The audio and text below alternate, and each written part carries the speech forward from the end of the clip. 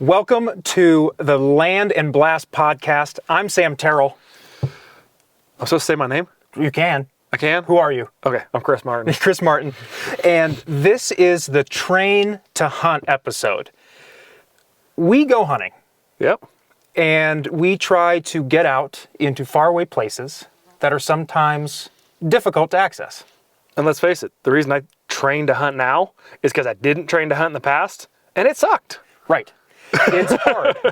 And so we wanted to go through what hunt training looks like from a mental level, from a physical level, and then where we're going, where we're going to deploy the things that we're working on. Bottom line, we want to have fun. We want to have a good time. We make it sound very serious, but at the end of the day, it's about enjoying ourselves in the outdoors. Yeah, and a big part of that is the physical, being prepared physically. Right. Like, so elevation gain, hiking, carrying a load, packing out an animal, just spending a week in the elements. Yeah. Cold, hot, Whatever it's everything in gonna be. between. Yeah. And then there's the whole mental preparation, knowing where to go, what to do, when to go there. And then there's the gear part of it, which is kind of the vein of my existence, because I wish I wasn't so dependent on gear. Yeah. But you got to have it. Right. And it takes a long time to figure out what works, what Yeah. doesn't work, what you like, what you don't like. And, you know, honestly, like I have a lot of late onset hunting friends. Yeah. And for them, a lot of the difficulty is the researching, figuring out where to go. Mm-hmm. And then once you start having the gear conversation, everybody has an opinion. Every product has a review, and you get kind of lost in that sea of information. And so on this podcast, we just wanted to kind of go through what we do. This isn't like the end all be all. There's a million different people. No, a year from now, this will be completely different, almost guaranteed. 100%. But this is just what we do for ourselves, so that way we can enjoy ourselves the most outside and hopefully be successful at the end of the day. And sometimes that success is coming back with no meat in the cooler, but amazing stories and photos and times had with friends. And hopefully less sore muscles. And less sore muscles, less lactic acid building up in your legs. Yes.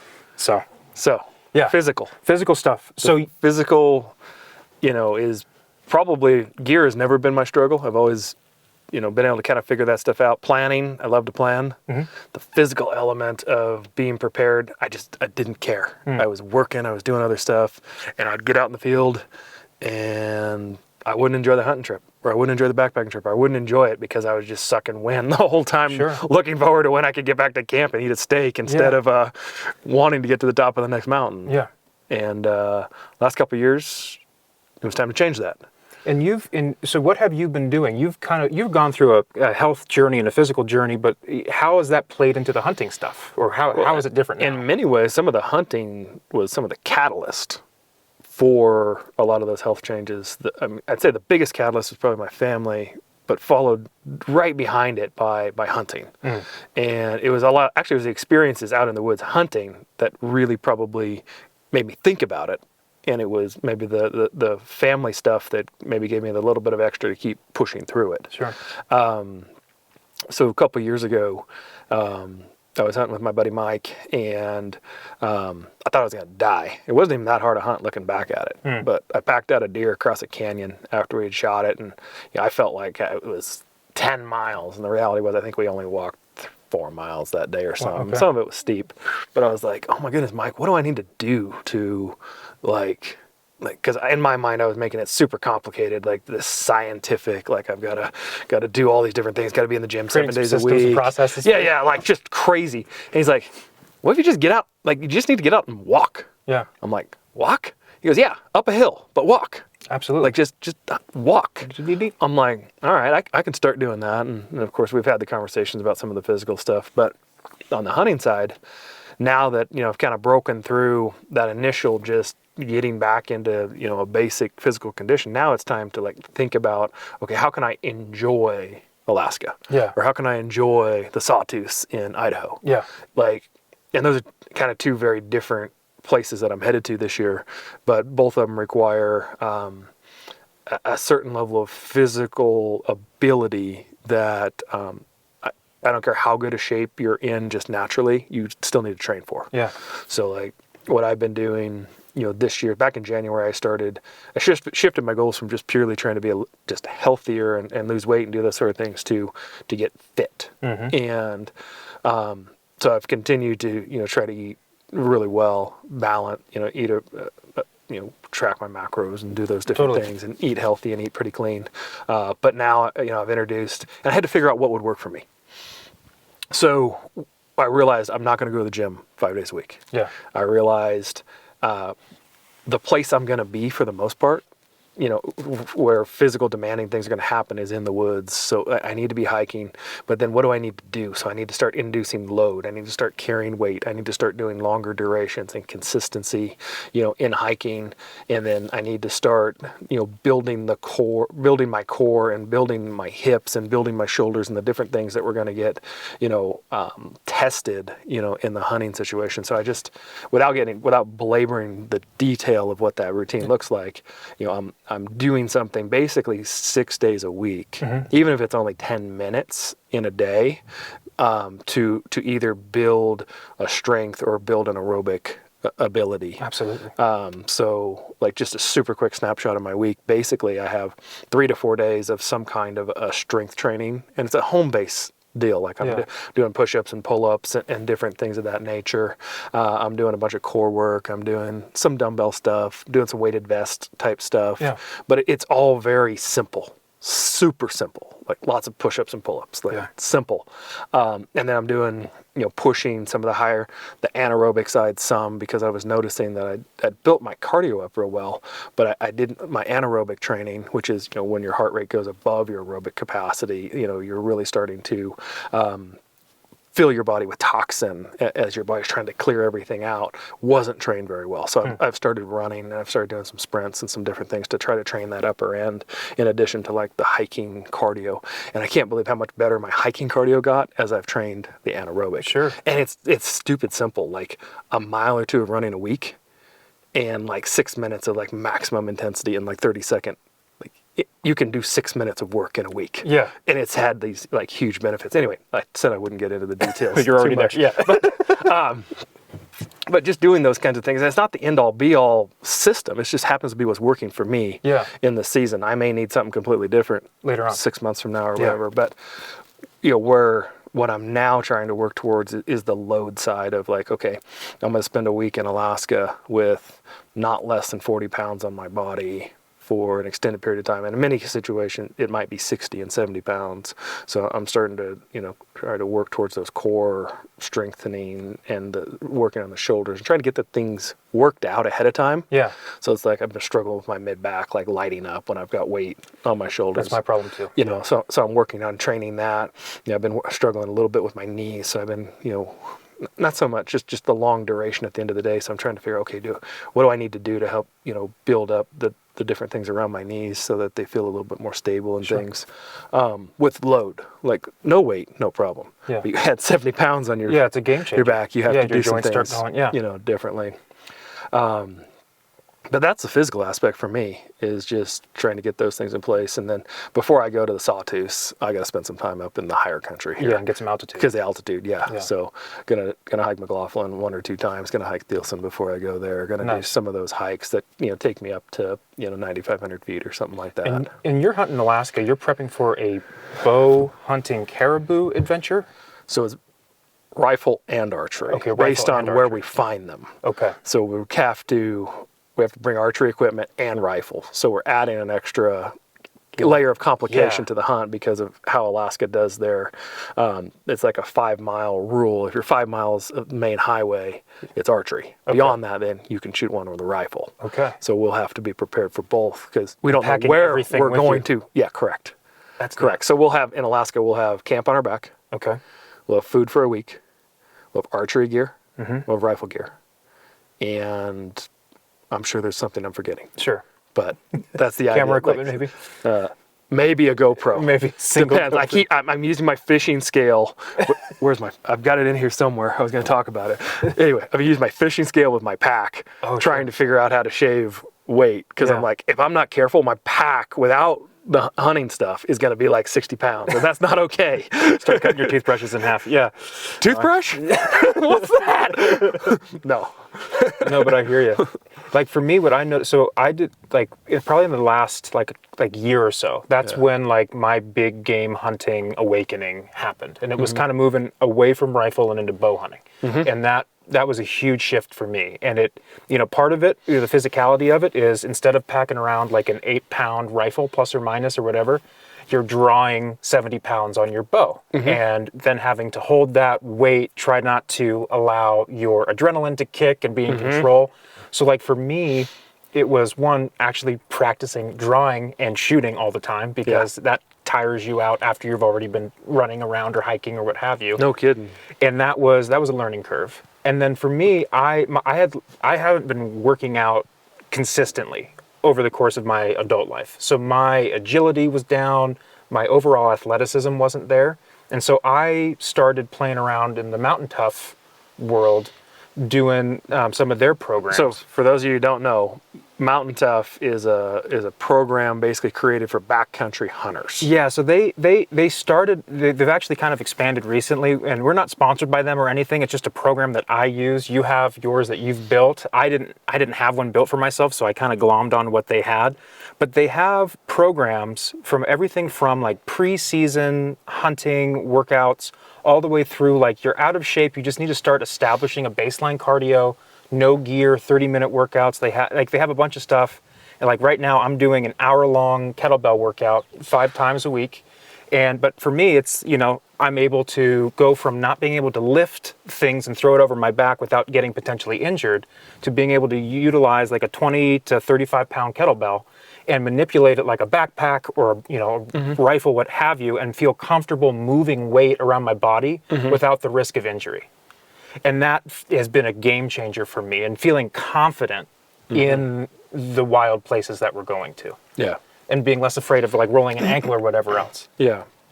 And I think what you just said is something that's cool. Is like there's a bunch of stuff out there, whether you're doing CrossFit like Shannon does, or doing the Mountain Tough, or doing any of the different programs. Like it's just whatever's going to work, whatever you're actually going to do. Right. Is how I would say it. Yeah. Like I know for me, if I was doing an hour 5 days a week, I'd make it about 4 days before life didn't allow that to happen. Absolutely. So, for me, blocking out certain longer periods of time to do like a ruck for 2-3 hours, I know I need to do it, but it's a fun thing. It's a social thing for me because I have several guys who are doing it with me. Now, if I know if I'm at the end of my day and I'm just exhausted and everything's gone wrong, I know I can go run a mile. Yeah. It's 9 minutes. Like I can go run a mile. Yeah. Like it's not going to cripple my day. No. And I know I've checked that box off. Like I know I've got improvement. So for me, I have to have something that's flexible, like super flexible. So. Oh, and I completely agree. And like for me, like what I'll do, and I actually took this out of Remy Warren is a solo hunter guy. He's just a cool dude. I've read about him and listened to his podcast and videos. I really like him, but he does a lot of yoga and meditation. And I took a page out of his book, being that like everything he does that can sometimes sound hippy dippy or a little bit outside of the normal hunting regiment. Yeah. All he's doing it for is so he can be better at killing elk or whatever he's going after that day. But when you're talking about being far away in the middle of nowhere, being fairly limber helps. Stops you from hurting yourself. And so like if I can't work out, I know I can give myself like a 10-minute, 20-minute, whatever yoga routine. Maybe like meditate for 5-10 minutes, and at least I'm doing something cardio related. I'm stretching. I'm doing something physical that, like you said, is an improvement and will help me long term, even if I'm not, going to the gym and crushing it, for an hour and a half or whatever. And here's the deal. I don't even sleep well unless I stretch before I go to bed. So it's a part of the process every day. Yeah. Like I didn't even think about that. I've been doing that for a while. That's so true. Yeah, I mean it's like if I can't touch my toes, like my hamstrings get to the point where I can't touch my toes. Yeah. The ruptured disc in my back lights up so bad that I'm worthless. Yeah. Like so I got to stay after that. So. The stretching really helps, and also it's like it makes you feel good. Like that way you're not doing something. Yeah. Yeah. So what about the mental aspect? I mean, I think people get that you're going to be in the backcountry and you're going to be hiking mountains, and that's hard and that takes training. Yeah. What about the mental aspect of getting ready to hunt or training to hunt? I think something that's kind of on the hybrid that you just touched on for a moment, that's hybrid between physical and mental, is the shooting preparation or the preparation, in regards to that. Like I'm slacking a little bit on shooting my bow, but I'm getting back Me into too. it. Don't worry. Same too. I don't even want to talk about working on my rifle yet because it's getting set up. But there's that's kind of a hybrid between a physical preparation and a mental preparation. But to me, it's more mental. Yes, it's a physical activity, but it's a training your mind. I think we all know that that's something we have to do.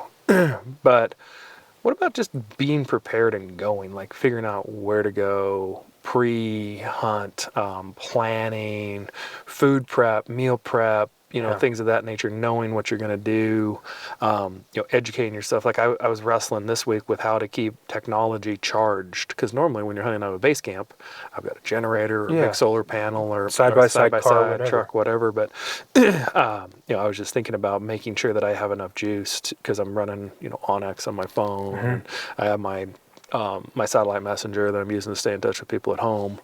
Keeping that charged for 8 days was something I'm wrestling through this week, trying to figure out. And that's just one example of kind of the mental game of getting ready. What else goes through your mind when you're thinking about, like, as you're learning, the mental aspect? Yeah, I think, like, for me, it's a multi-pronged approach. As for those that are listening or watching that aren't heavy into hunting yet, there's layers to this, right? Like, you normally start local. You start where you live, and you have access to something. And so you can study your environment with maps, or there'd be paper maps. You talk to your dad, your grandpa, you pull out the old map and look at it. There's also amazing apps. No, you're good. Yeah. Go ahead. There's amazing apps, like Onyx is one. None of these are sponsors, but they're just all great. Maybe one day. Maybe one day. Yeah. But Google Maps Satellite, Google Earth, Onyx is a hunting-specific, hiking-specific map. And then Go Hunt. But the cool thing that I started using Go Hunt for is because I'm expanding now outside of my home state of Oregon to hunt other regions in the West. And you have to play this game about points and understanding how the different seasons interplay with one another as you're trying to expand, and that helps you track those seasons. So having a notion of what you're doing this year, what you're hoping to do next year, and where you may end up a few years down the line. That's like, we're going from like the you skip from kindergarten to like... I was going to say, that's like going from like the 100 to the 110, 210 level. But then on the other side of it, I always kind of fall back to the mental preparation, especially hunting public land, of being able to mentally prepare yourself to go farther than other people, to be able to access areas that other people aren't going, because the animals are going to get pushed. As soon as that first rifle shot goes off or a few animals drop, they're going to move, everything's going to be in flux. And you may not necessarily know where they're going, but having done research, looked at maps, you may know what looks like good habitat, but it's, a 2-mile drive to the trailhead and then a 5-mile hike in and then 2 more ridge lines. You might be pushing those 2 next ridge lines and need to be physically prepared, but more importantly, have the mental preparation to say, I'm willing to go that distance and willing to pack that animal out or pack that animal back. Yeah. Because that's the other part. It's like, you can kill something 5 miles in. You have to take however many pounds of meat you just harvested 5 miles back. If that's an elk or a bear. Exactly. And if you're by yourself or with a buddy, that's a lot of stuff to do. So what about you with the mental side? I think for me, some of it's an educational piece, like on the area that I'm going, what to expect. Yeah. Like, take this Alaska trip. Like, I've never been to Alaska. I don't know. People talk about how bad the bugs are. People talk about it rains every other day in Alaska. Yeah. The average temperature swings are, from frost to 70 degrees when we're going to be there. It's light 18 to 19 hours a day when I'm going to be there. Like, there's just a whole bunch of things that I've never dealt with before, hunting, basically Oregon, Idaho for my whole life, Oregon mainly. So a whole bunch of different things that I'm talking to my buddy who I'm going with, going, hey, when you were up there, how'd you deal with this? Hey, how'd you deal with this? Like, he's probably getting sick of me like every once a week saying, all right, here's my laundry list of questions this week. Yeah. Like, but it's fun for me. Like, I'm enjoying the process. It's stimulating. It's mentally challenging. But the mental preparation for, like, I'm going back and forth. What do I need to bring? I got to get on an airplane. I got to fly with a bow and a rifle and my kit and everything else. Like, how am I going to get my jet boil fuel up there? Like, figuring out. You can't fly with that. Yeah. You got to buy it once you get there. Do they even have? Are they going to be sold out when I get to Prudhoe Bay? Yeah. Is there Walmart there? Yeah. Yeah. just figuring out all those kinds of things. And fortunately, going with somebody who's done it several times before is huge because I'm enjoying trying to figure it out. But at the end of the day, I'm not that worried about it. Sure. But if I was doing it on my own, It's a different I'd be ballgame. sweating Yeah. right now. But, and even simple things like how are we even going to, connect with the pilot and get to, our final destination for the bush plane ride and, things like that, But the mental aspect, not to dive into, things too much further, the other part then is, well, not only what's the terrain like, what's the country like, but where in the world are the animals even going to be? Yeah. What are they eating that time of year? What are they trying to get away from? What's the water situation? Well, in Alaska, there's water everywhere. But when I'm bow hunting in Oregon, water is going to be a huge part of it because I'm going to be there in September. Like, at what elevation am I going to find water, both higher or lower? Like, what do I need to do? Like, all those things are, play into, the mental game of getting prepared. And then, like you said, just being prepared to be the physical and the mental challenge of just being in the woods. Like, even if you're just backpacking for a week, not even hunting, it's a new thing. And I've done almost all of my hunting has been out of a base camp. So this will be my first year truly bivvy hunting at all. So that's like, I just took Benjamin, my 5-year-old son, almost 6, on a 2-night backpacking trip up in the Cascades. We went into a lake and went fishing. Yeah, the photos look incredible. It was an amazing trip. Both of us just, oh my goodness, it was fun. But part of it for me was a gear test. Like, I was trying to figure out, how these different things are going to work. What do I need to get rid of? And I've already bought another sleeping pad since I returned because it turns out the 13-ounce one that has really good reviews is still not that comfortable. So I'm willing to carry a couple more pounds for a better night's sleep. Fair enough. So anyway. No, and I think that kind of, like we talk about practice, right? We're talking about shooting the bow and stuff, but honestly, using your gear prior to going is a practice, right? Like, how do I set up my friggin' tent? How does this backpack feel on my body under load? Like a giant hack I learned about my tent. I went and bought a bunch of little carabiners because the little ties on my little backpacking tent were garbage. And I'm like, without these little carabiners, the wind picks up beyond 10 miles an hour. Yeah. I don't know what's going to happen. You have a kite. Yeah, exactly. No, totally. And that's something too, and I know we're going to go through gear in a minute, but actually utilizing your equipment, being able to go with your son or your kids or your family and friends and explore is one thing. Taking the gear with you and using that fun time as an opportunity to check stuff out in a non-threatening environment, for lack of a better phrase, like where you can be. Well, that's why I'm going to go the Northwest Mountain Challenge here in a couple weeks, the archery shoot, where you're on the side of a ski slope shooting ridiculously hard shots, just because I want to work on all that archery game. I want to work on my shooting game in a wildly fun, but I'm going to learn. I'm going to learn a lot. Yeah. And better to do that when there isn't potential for something going awry while you're out in the field actually trying to put something down. Like hiking 20 miles chasing a wounded animal. Yeah, arguably. Yeah. Do you have gear available that we can go through?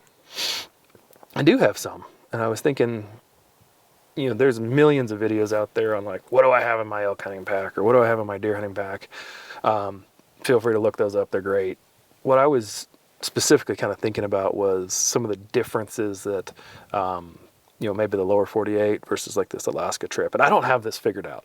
I'm kind of sharing with you guys. Maybe we should do another one of these after I get back from Alaska. Yeah, lessons learned. What actually worked and what didn't. Yeah. But just kind of what I've been gleaning some on. And before we jump into some of the gear stuff, just going back to, again, knowing where you're going. That it didn't become a shopping spree until I started even thinking about where I was going. So anyway, we'll shift gears. We'll reset up here. Yeah, and go grab some gear. Absolutely. Let's go.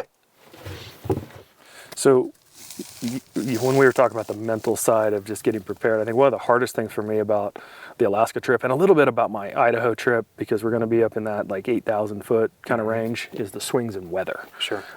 With Alaska, most of my hunting in the last few years has been archery in Oregon, which is like vacation. It's like this. Gorgeous. Yeah, it's 65 degrees. If it rains, we're celebrating because it means it's going to be quieter in the woods and the elk are going to be moving. What I understand about Alaska is it not if it rains, it's how many days it's going to rain. and even in August when we're going to be there, that's my understanding. So I had like my layering system, is going to be completely different in Alaska.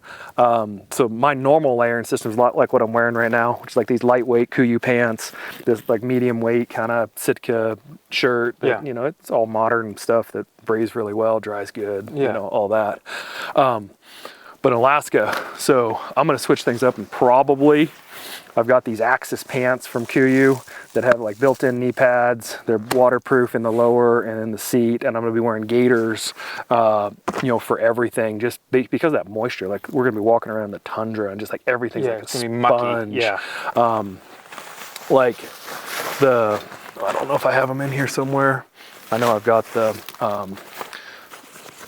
gaiters and stuff in here, but on the layering system, and a lot of this I've learned from Mike, my buddy who I'm going with, like you don't go out here without having like a decent puffy layer for insulation. Yeah. So what I've basically broke everything into in the layering system is I have waterproof, and this is Sitka gear, waterproof top and bottom, because it's gonna rain and we're gonna have to be in it.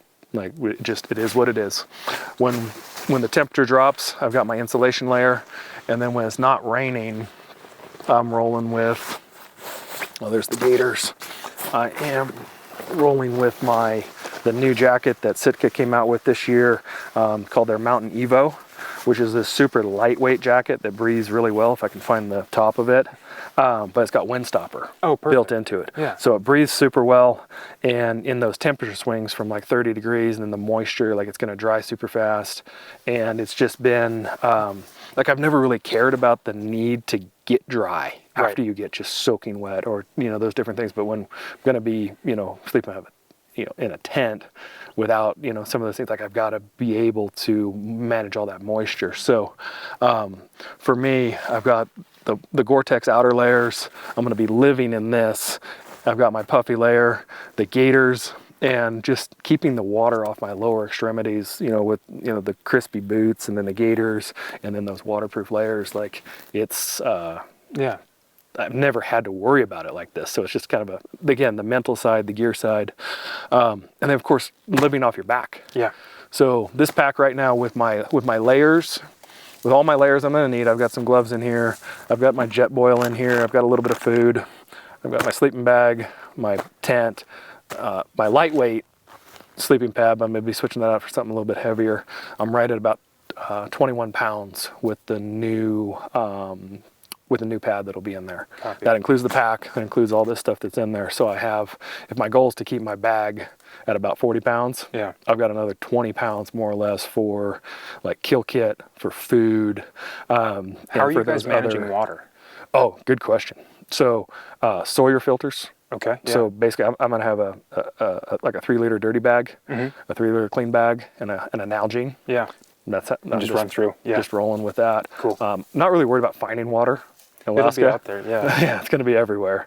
If we end up in the higher country, we'll have to obviously play that a little bit more careful. But I think staying away from water is going to be more of our challenge than finding water.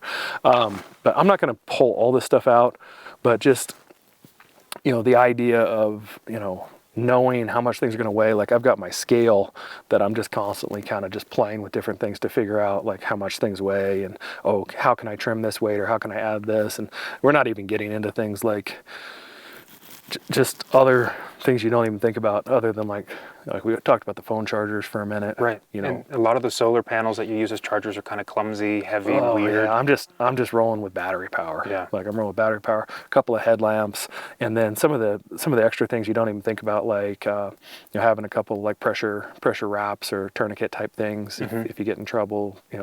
If you have just different tapes, different lotions, like if you start to get chafe on from your pants or from a pack or something, just to be able to heal up that skin or protect the skin. I always keep some like KT tape and some Luku tape, but not a whole package of it, just like a bare minimum, kind of amount. I learned that last year elk hunting, that like I would be partway through a day and get a hot spot on my foot. I'm like, okay, here we go. Get a little bit of lotion on it, get some KT tape on it, and I can make it, through the day and get back to camp and get things kind of healed up. Totally. One of the things that I like to do is take a little bit of electrical tape and put it on the tip of my barrel. and keep a little roll there. And then that way, when you're hiking around too, you can always put a little bit on top of your muzzle. So that way you're not getting moisture intruding down your rifling and whatnot. Yeah, you're right. I do keep a little bit of electrical tape in my kill kit. Okay, cool. So I keep a little bit in a kill kit, a little bit of a paracord, some gloves, some hand warmers, like wrapped up with the kill kit because I know things change. Instantly. You get wet, Yeah. everything happens. And then I'm always wrapping tape around something else, like my chapstick has my Luku tape on Multiple it. layers of deployment, yeah. Dan was telling me he uses his Nalgene as a tape dispenser. I'm like, I got to remember that. I might be doing that. And I use, like, for me, instead of using duct tape, I end up using the Gorilla Tape. Okay. It tears really easily. You can get strips. I've used it to repair clothing. It's waterproof, it's super heavy duty. But then there's a company called Gear Tape, and if your inflatable mattress gets a hole in it, you just slap a piece on there, and it seals completely, and you won't have no insulation. Because I'm currently carrying a patch kit for my inflatable mattress. That works really well too. But Gear Tape, they come in little rolls. And they even have different patches. So like if you did punch a hole in your puffy and you start losing your insulation, you can just slap Gear tape. Gear tape. Got to remember that. It's worth its weight in gold. All right, I'm gonna steal some from you. No, Yeah, exactly. I got plenty. The other thing on the food side, and this is a hack that most hunters know, most backpackers know, but when you go into Sportsman's Warehouse and you get like these peak meals, and those have like twice as much protein as like other. Yeah, you're meals or using something, your right? jet boil, to heat those up. Yeah, these are pretty good. Like this one here has 41 grams of protein. It's 800 calories. Yeah, Like there's pretty good goes punch a in long that. way. Yeah. When you're really trying to save weight though, you want to strip it out of this bag. Oh, This okay. bag actually weighs a fair amount. Put it in like a Ziploc freezer bag. Sure. And then what you do, once you strip that, you can also, like I just ordered a bunch of beef and butter that was dehydrated. Oh.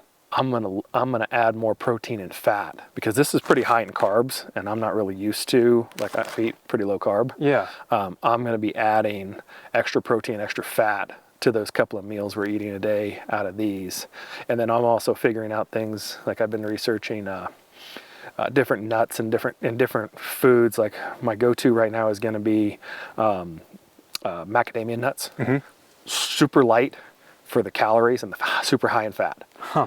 I'm gonna take those, I'm gonna get some dark chocolate, some healthy, like dark chocolate. Yeah. And I'm probably gonna get a couple other nuts and mix them up. And those are gonna be like one of my go-to snacks just for energy and carbs in a real light package. It's something you'll enjoy eating. Yeah, because if you can stay like between 1.8 pounds and like 2.4 pounds per day for your food is what they say. I'm probably gonna be on the heavy side of that because I want food, but I may suffer. But are you guys going to do anything fun, like pack like steaks in for the first night or something like that? we haven't talked about it. Okay. I think the goal is to get back straps off the animal. Yeah, right, exactly. But yeah, no. But the other thing with Alaska that we were talking about, you brought up the question, like, what are you doing different because of grizzlies? Yeah. So let's press pause on this and move this stuff out of the way. Sure, absolutely. Bears. So you were going to be in grizzly country for, how long is this trip? We'll be in country basically 7 days, I think. Okay, so like a full week. And yeah, I mean, like a lot of people talk about bears and bear safety. There's a lot of different ways to approach this. Long story short, black bears typically are a little more bumbling, more curious. They'll come in after your food and stuff. People do get attacked by black bears, but rarely. I've never seen a black bear that knew I was there, that wasn't wheels up in the opposite direction. And then on the flip side, grizzly bears are... I should say outside of a campground. Campgrounds. In a hunting situation where I could have killed him. Yeah, exactly. And he knows that there's going to be kind of an interchange between two predator types. Grizzly bears, on the other side of things, are a completely different animal, if you excuse the pun. And I've heard stories from my friends that guide in the northern territories of BC where they've actually sat on bluffs, watched trail intersections, and seen grizzly bears set up ambushes and kill and eat black bears. And so they are thinking with a different level of aggression. It's a different kind of predator. And so there's certain things that one will want to do in grizzly country to protect themselves. And so I'm curious, what are you thinking about when you're going to be out there? So I've given it some thought. and my expectations are still like waffling back and forth between I don't really care and I'm not worried about it, to like I want to be super prepared.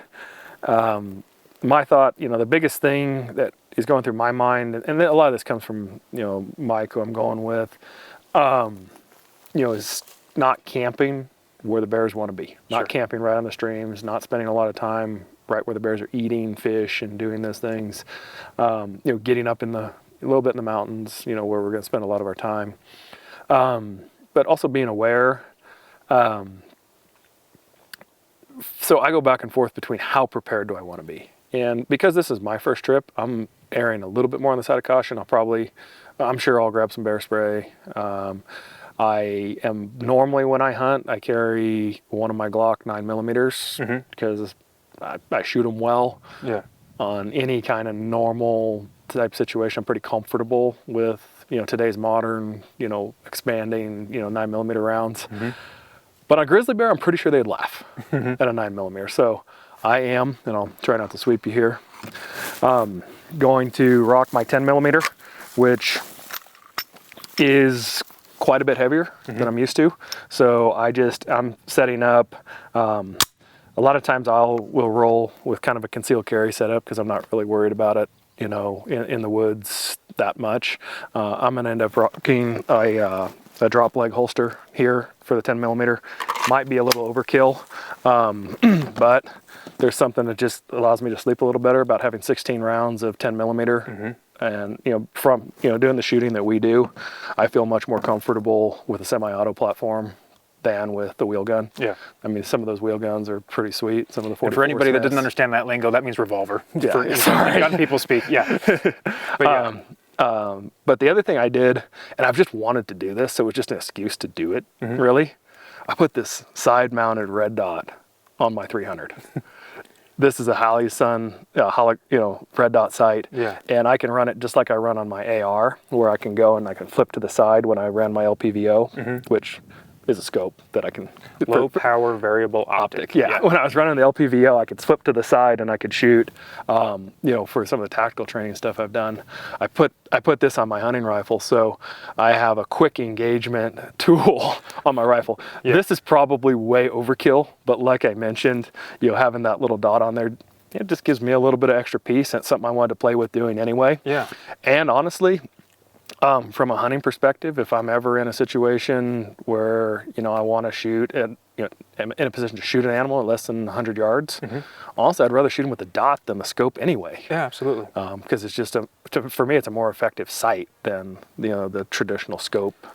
And you can in close range. I've seen people use that too, where like if you have a really long shot, you put your red dot on where it's supposed to be, and then you rotate down, and then your scope's going to at least be close. And you're not going to be scope blind trying to find the I've never heard of that before. That's interesting. Yeah, that way you can get like a general view of something and then pop into your zoom. Yeah, and for those of you who don't know what in the world I'm talking about, I've got, this is that optic on there. So traditionally I would be behind the main optic here, and all I have to do with the red dot is just flip it to 45. The weapon is still in my shoulder, and I've got a perfect sight line on that red dot right here. So that's what that is.